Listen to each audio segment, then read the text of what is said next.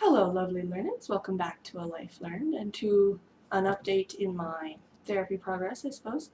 If you guys recall, back in May, I posted a vlog discussing that I was going to be trying anti-anxiety meds, and I was freaking scared. I don't remember everything I said in that video, to be completely honest, but I really appreciate how empathetic you guys were in the comments, and just for the few people that actually commented that they had been on those types of meds. For those who don't recall, it was escitalopram oxalate? Oxalate, yes, I got it. And then the one that they're helping me transition onto it with was clonazepam. Right. So with my fear and anxiety over everything, sorry, I forgot I wanted to include my schedule in this. I waited, what was it? Was it that I waited till the next week? I know I didn't start them right away. I can't remember, excuse me, it's very hot today. If you can hear my air conditioner in the background, that's why. Whew, but anyways, I know I didn't start them right away. I filled the script and then I just sort of let it sit there for a few days, working myself up to it. And then I finally did start it. I think I started it about a week later, I want to say. So we'll say the week of the 7th of May. And then I had a follow-up with her. Which day was it? The 19th of June. And what happened? Was it the 19th of June? I can't remember when she told me to go up to 1.5. I can't remember if it was that appointment or if she said, I think she instructed me when I first got them, take 10 milligrams for the first week and then go up to 15 milligrams, which is just take 1.5 in between those two appointments. I think that's what she told me to do. And I took the 10 milligrams longer than she suggested because that just made me feel more comfortable. And though I trust the professionalism of my doctors, I also believe that it's my body and it's my authority to decide what happens with it. And if I want to take things slow, there's nothing wrong with that. And so to that regard, I hope you guys feel that way about your healthcare too. And if not, I encourage you to try and more feel like an authority on your body and an important part of your healthcare team. Because it's not just your doctors deciding what's going on with you, and they don't always know what's best. I mean, I think that's pretty clear with all of the various backfires there's been in people's health from taking certain medications because it wasn't well tested or they didn't know how to respond to their body, blah, blah, blah, blah, blah, blah. So yeah, I then saw her on the 19th, and I believe, yeah, pretty sure that's when she was like, okay, I want you to go up to 20 milligrams. Here's the script, go fill it, and then just start taking 20 milligrams. I'm pretty sure that's how it went. And I was like, no, I think I'm going to finish my 15 milligram script first, and then I'll start on the 20 milligram script. Because I still had over a month of prescription because my pharmacy was closing down, so they just filled 3 months for me and then was like, go find somewhere else. Long story, very inconvenient. But anyways, so yeah, even though she told me to immediately switch to 20 milligrams, I did what I felt comfortable with, which was to stay on 15 milligrams for almost another month. And then I finally basically ran out. I had one left, and I'm supposed to take 1.5. So I obviously couldn't at that point. I filled the 20 milligram prescription, which I thought was just going to be take 2 of the pills, but it turns out they're just bigger pills. So luckily I only have to take 1. But in that way I can't split it up as easily. Neither here nor there. The point is, I think it was, what day was it? I want to say it was last Monday or Tuesday that I, gosh, I'm sweating so much, I'm sorry. Anyways, it was last Monday or Tuesday that I finally started on the 20 milligram.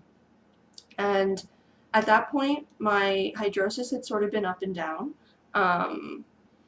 Initially, I was incredibly pleased to say that my hydrosis almost completely went away when I first started on the medication, and I was so pleased with that. And so when I went to the follow-up and I told her that, she was like, okay, that's a good sign that it's working for you. And I was like, but I'm having other types of anxiety too.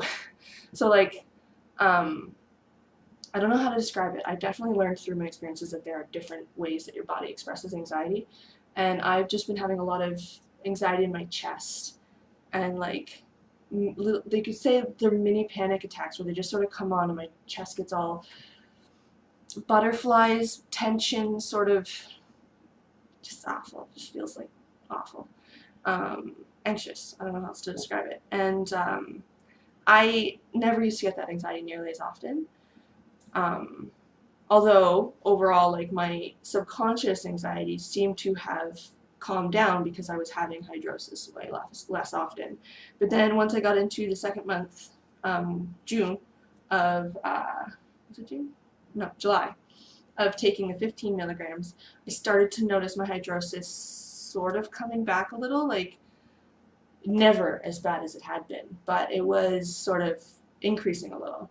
And now my stress is also increasing with like having to get my shit together with my place, getting ready for school, stuff like that. But I was a little concerned. But then I started the 20 milligrams this week, and I've noticed that my hydrosis seems to be gone again, which is nice. Very nice, because it's just hard to explain how incredibly burdensome and embarrassing and difficult dealing with hydrosis is. But it is. Anyways, so then, yeah, my next appointment to follow up and discuss how things are going is August 20th. So at this point, where are we in the calendar? Yeah, I've got like another week of taking 20 milligrams before I see her. So I'll have only been on 20 milligrams for 2 weeks before seeing her. I don't know how she's going to feel about that. But again, I'm an authority in my healthcare, and so I feel like I did things fine. I took it very slow. I took 10 milligrams for like a month. Then I took 15 milligrams for like a month and a half. And now I'm on 20 milligrams. And that's like the dosage she wanted to get me to. And considering my incredible fear of side effects and stuff like that, I feel very confident in what I've done and how I approached it. And so I'm very excited to say that it does seem to be having positive results. Things are going well. On the same note, I was quite terrified at my last follow-up to learn that it's like 50-50 that someone responds well to this medication. And I'm like, you guys are just willing to fucking take risks with people's lives. Like, Jesus criminy. I was talking to my mom, and she had a very similar experience to me where she got put on a medication, and it was a huge contributing factor. It was something for her periods, I can't remember, back in the 90s, and it was something that started her spiral downward with her really bad stomach issues. And for me, it was a really bad antibiotic that started my spiral. So it's like really supportive of my pharmacophobia to know other people have gone through these kinds of things and that I had this experience. And so I think it's perfectly valid for both me and anyone else who experiences fear of serious medications. It's completely valid to be afraid of the side effects and what it might do and how it might change your life for frickin' ever. Because like my mom still has a sensitive stomach, I still have a sensitive stomach, and it's never gonna change. And doctors just sort of, willy-nilly prescribe it like that because their statistics say it works, but it's like 50-50? Holy cow, man, you're really taking risks there. I got lucky. I really, really feel like I got lucky being the good 50% that it managed to work for. God knows what could have happened otherwise. And like, by the way, the first month on the 10 milligrams was really hard. Everything got way worse first. And I can promise you, I was not in the state to handle that in the past. Back when they were first being like, you're having bad anxiety, you're having bad depression, here, take these pills, I can't say for sure because we're not there, obviously. But from what I understand of my mental health and how I've seen other people reasonably spiral, I think I might have killed myself with the incredible pressure there is in dealing with your symptoms when you first get on a medication, because it just gets so much worse. So like my hydrosis got worse. I was getting that anxiety in the chest, and I started having increased panic attacks and just like really tense, and it was hard the first month. I was suicidal for the first time in a bit, and I just sort of coped and did the best I could. Really didn't help that I was looking for an apartment at that time. By the way, that partly explains my little breakdown, where I made a video about, not being able to find an apartment and wanting to kill myself. Though that was still fucking super legitimate to empower to go through. But, excuse me. But yeah, not good timing. I was going through a lot of pressure, and then everything got really worse for me. But at the same time, things were still way more manageable in my life then than they were, say, back when I was doing the court stuff. Which is funny because I really could have used the medication more then, and at the same time, I wouldn't have been able to handle the transition to get onto it. So just to finish off with a few warnings for anyone who's considering these meds, do know that my doctor said it's 50-50. That's kind of bullshit. But it worked for me, and it has been revolutionary in helping me move forward with my life. So it's like you have to decide whether that's a risk you can take, whether that's a cliff you feel able to jump off of. I respect if you don't, and I applaud you and think you're super brave if you do. Also, just know the first month or so, month and a half, it's going to be rough. It's going to be difficult. You're going to need your coping mechanisms, you're going to need support, and you're going to need to make sure that you do reach out if you feel yourself being suicidal, if you feel yourself really spiraling, because it's hard to get through that transition. But once you do, once your body adjusts, this stuff seems to work. Who knew? Apparently the doctors. Anyway. So yeah, that's sort of my journey with anti-anxiety meds so far. I'm trying to get off of using the PAMs because I'm told that the clonazepam, I'm told that that one's the more addictive one. And the Pram, the one I take every day, is not so much. So for the PAM, I don't take it during the day. I basically only ever take it at night when I'm sleeping.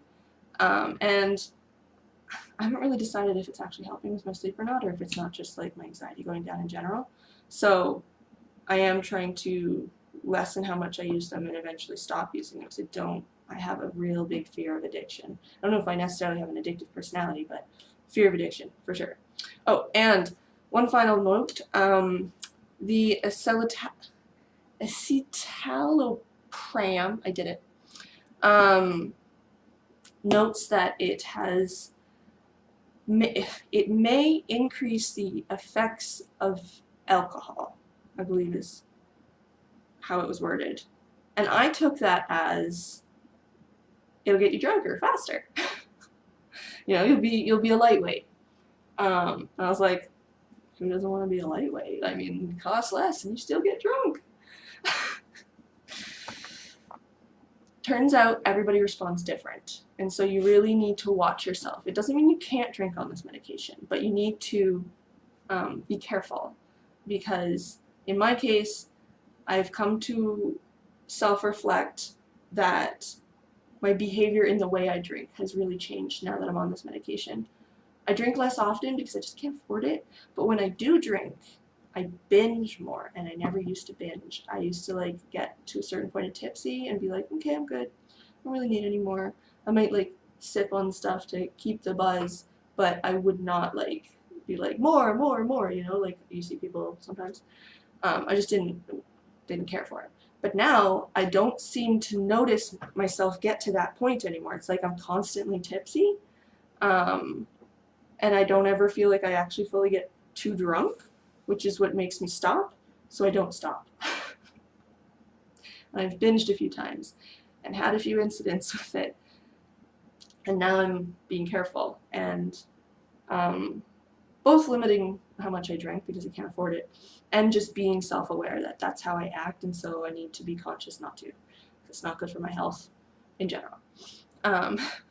So yeah, you could have different reactions than I do. We're all different, but that was my experience with the medication. Relatively, for the most part, good, which is nice, but everyone's different. So be cautious, do your research if you're considering medications like this, and just know that there are other ways you can treat your anxiety before you try meds.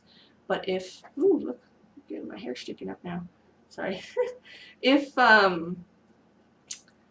you feel like you've exhausted a lot, any options that you can think of or anything else you can consider to reduce the anxiety in your life, it really might be worth trying the medications. Other than my drinking habits changing, I haven't really noticed any other side effects. So, good news, I guess. A positive vote for these particular meds. I just do always caution to do your research and be an authority in your healthcare, because what you think and what you feel matters regardless of what the doctor says. Okay? Okay. So anyways, thank you so much for caring and for listening and for being so supportive again in that last video I made about this. Sorry this ended up being so long, but as always, please do join me again next week or sometime soon, where I try again to share a little something I've learned or experienced in life.